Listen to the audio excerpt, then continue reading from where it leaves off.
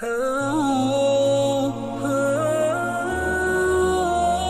الفاظ ہیں کہ میں بندے کے گمان کے قریب ہوں جیسا مجھ سے گمان کرے.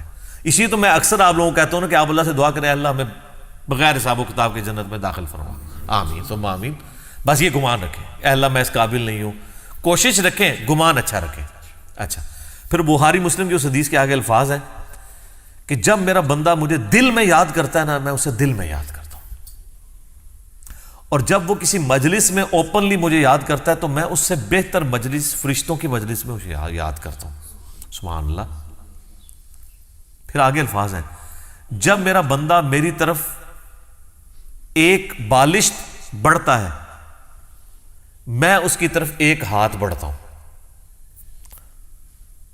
اور جو میری طرف ایک ہاتھ بڑھتا ہے میں اس کی طرف دو ہاتھ بڑھتا ہوں. اگر وہ میری طرف چل کے آتا ہے میں اس کی طرف دوڑ کے آتا ہوں. ٹھیک ہے. تو یہ اللہ تبارک و تعالیٰ نے پروٹوکول انسان کو دیا. اور مسلم شریف میں آگے الفاظ ہیں کہ پھر وہ میری بارگاہ میں اگر اس حال میں پیش ہوا کہ اس نے میرے ساتھ کسی کو شریک نہ ٹھہرایا ہوا تو میں اس قدر مغفرت کے ساتھ اس کے ساتھ ملاقات کروں گا. بڑی بات ہے. اور ترمذی میں الفاظ ہیں کہ اگر میرا بندہ زمین و آسمان گناہوں سے بھر دے، سر اس سے زیادہ تو کوئی نہیں کر سکتا نا گناہ، اور اس نے شرک نہ کیا ہوا نا تو میں اس کے ساتھ مغفرت کے ساتھ پیش آؤں گا. اچھا اس سے بعض لوگ یہ سمجھتے ہیں بس شرک نہ کرو اور جو مرضی کرو. سر نماز چھوڑنا بھی شرک ہے. نماز چھوڑنا کس کی پیروی اور عبادت ہے؟ شیطان کی. تو شرک کر دیا آپ نے. ڈاکٹر سرار صاحب ایک جملہ بولا کرتے تھے، میں کہتا ہوں نہیں وہ گولڈن کوٹ ہے ان کا. وہ کہتے تھے دنیا کا ہر خیر توحید کے شجر مبارکہ کی شاخ ہے، اور دنیا کا ہر گناہ شرک کے شجر خبیثہ کی شاخ ہے. یہ کیوں آیا قرآن میں؟ افرائیت من اتخذ الہہ ہوا. اے نبی اس شخص کو دیکھا جس نے اپنی خواہش نفس کو اپنا خدا بنا لیا.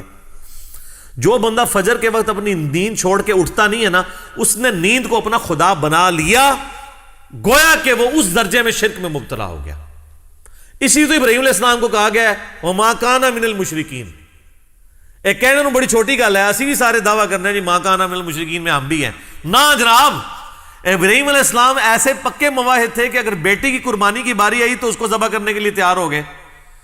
بچے کو بیابان میں چھوڑنے کی باری آئی ادھر تیار ہو گئے. یعنی انہوں نے کہیں پہ اپنی مرضی رکھی نہیں ہے.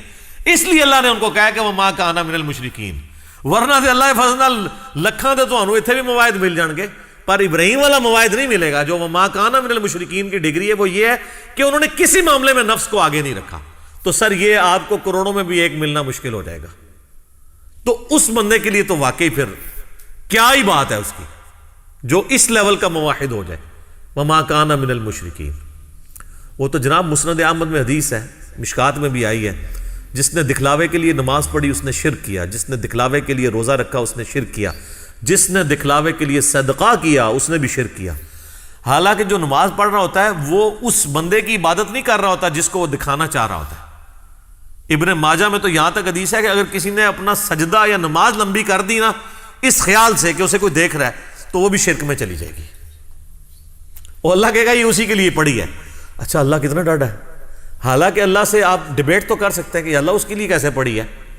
سجدہ تجھے کیا، اسے تو میں اپنی طرح کا انسان مانتا ہوں، معبود تجھے مانتا ہوں، مجھے کدھر اس کے کھاتے میں ڈال دیا ہے. ہاں اگر اسے ریاکاری کی ڈیفینیشن پتا ہوگی نا اور اللہ تعالیٰ کا غیرت مند ہونا پتا ہوگا نا تو اللہ سے بڑا غیور کوئی نہیں ہے. اللہ کہتا ہے جس نے ذرا سا کسی اور کی رضا شامل کی فارغ. اسی لیے ریاکاری کو کہا گیا ہے شرک اصغر، چھوٹا شرک. یہ بڑا کریٹیکل معاملہ ہے. اچھا یہاں ذکر کے حوالے سے میں ایک اور چیز بھی بیان کر دوں. بخاری مسلم میں حدیث ہے کہ جب لوگ کہیں پر کسی ذکر کی مجلس میں جمع ہوتے ہیں نا تو اللہ تبارک و تعالیٰ اپنے فرشتوں کو بھیجتا ہے اور وہ اس مجلس کو ڈھانپ لیتے ہیں اپنے پروں سے اور آسمان تک ڈھانپ لیتے ہیں اور آسمان سے سکینت ان پر نازل ہوتی ہے. یہ اکثر یہ حدیثیں شیئر کروائی جاتی ہیں صوفیاء کی طرف سے نا، اور وہ کہتے ہیں دیکھیں جی یہ جو ہم اللہ کی ضربیں لگا رہے ہیں یہ تو بخاری مسلم میں ہے. جناب بخاری مسلم میں تو ذکر کا آیا ہے، یہ ذکر اللہ آپ نے کہاں سے نکال لیا اور آپ نے جو اپنی مجالس ہیں اس سے کیسے کمپیئر کی. بخاری مسلم سے ہی اس کی شرح بھی بیان کریں نا، تو مسلم شریف کی حدیث میں آتا ہے کہ جب کہیں پہ لوگ جمع ہوتے ہیں اور قرآن پڑھتے اور اس کی تعلیم ایک دوسرے کو دیتے ہیں تو ایسے ذکر کی مجلس کو اللہ تعالیٰ کے فرشتے ڈھانپ لیتے ہیں. قرآن کی تعلیم ہے اصل میں جو ذکر کی مجلس ہے. جو مسلم شریف میں حدیث ہے کہ جو علم دین حاصل کرنے کے راستے پہ چلا اللہ اسے جنت کے راستے پہ چلا دے گا. اسی تو میں کہتا ہوں جو درس قرآن سننے کے لیے یہاں پہ آتے ہیں وہ جنت کے راستے پہ آ رہے ہیں. تو یہ قرآن کی فضیلت ہے، یہ بابوں کے اذکار کی نہیں ہے. پھر وہ بڑی لمبی حدیث ہے بخاری مسلم میں کہ وہ فرشتے اللہ کے پاس جاتے ہیں، اللہ تعالیٰ کہتا ہے کہاں گئے تھے؟ تو کہتے ہیں ہم ایسی مجلس میں گئے تھے جہاں پہ لوگ تیرا ذکر کر رہے تھے. اللہ پوچھتا ہے، نبی علیہ السلام فرماتے ہیں حالانکہ اللہ کا جانتا ہوتا ہے پھر بھی پوچھتا ہے کہ وہ کیا کہتے تھے؟ یا اللہ وہ تیری جنت کا سوال کرتے تھے.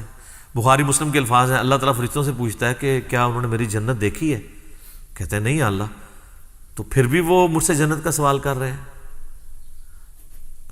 یعنی بن دیکھے. ان الذین یخشون ربہم بالغیب لہم مغفرۃ واجر کبیر. اور کیا کہتے تھے؟ یا اللہ وہ کہہ رہے تھے ہمیں دوزخ کے عذاب سے بچا لے. اللہ کہتا دوزخ دیکھی ہے؟ اگر دیکھ لیتے تو، فرشتے کہتے ہیں اگر دیکھ لیتے تو اور تیرا پناہ، تجھ سے پناہ طلب کرتے اس کے اگینسٹ.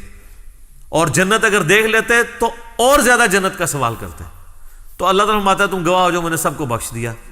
اللہ اکبر. تو فرشتے کہتے ہیں کہ یا اللہ ایک شخص ایسا بھی تھا جو وہاں سے صرف گزر رہا تھا، وہ صرف وہ اس کو اٹینڈ کرنے کے لیے وہاں نہیں بیٹھا تھا، اس علمی مجلس کو، ذکر کی مجلس کو، درس قرآن کو، بلکہ وہ تو صرف اس لیے تھا میں دیکھوں یہ کیا کر رہے ہیں، تو وہاں پہ بیٹھ گیا. تو اس کو بھی بخش دیا جائے. تو اللہ تعالیٰ فرمائے گا کہ یہ اہل علم کی مجلس، اہل ذکر کی مجلس، اے ذکر بابے نہیں سر، نہ قرآن، سنت، علم، انبیاء کی وراثت، یہ ایسے لوگ ہیں کہ ان کے پاس بھی کوئی بیٹھ جائے نا تو اللہ تعالیٰ فرماتا ہے میری غیرت نہیں گوارا کرتی کہ میں اس کے ساتھ کوئی اور معاملہ کروں، اس کو بھی میں نے بخش دیا. تو یہ جو کہتے ہیں نا اولیاء اللہ کی نسبت کام آتی، بالکل آتی سر. وہ ولی کتاباں والے ولی نے جڑے کہن کے جڑے ولی یہ کہن تانوں کہ جی رفع دین اس واسطے ہوندا سی کہ بت رکھ کے آندے سن اور رفع دین کرنا مکھیاں مارنا ہے. جو ولی رفع الدین کا مذاق اڑائیں وہ شیطان کے ولی ہیں، ولی اللہ نہیں ہے. وہ تو دشمن ہوئے ہوئے ہیں جو اپنے بابوں کا دین آپ کو سکھا رہے ہیں، کتابوں کا نہیں. تو ہم تو صرف آپ سے ریکویسٹ کریں گے کہ مرنے سے پہلے اے مسلمان کر لے اس پہ غور. کتابوں کا خدا اور ہے، بابوں کا خدا اور.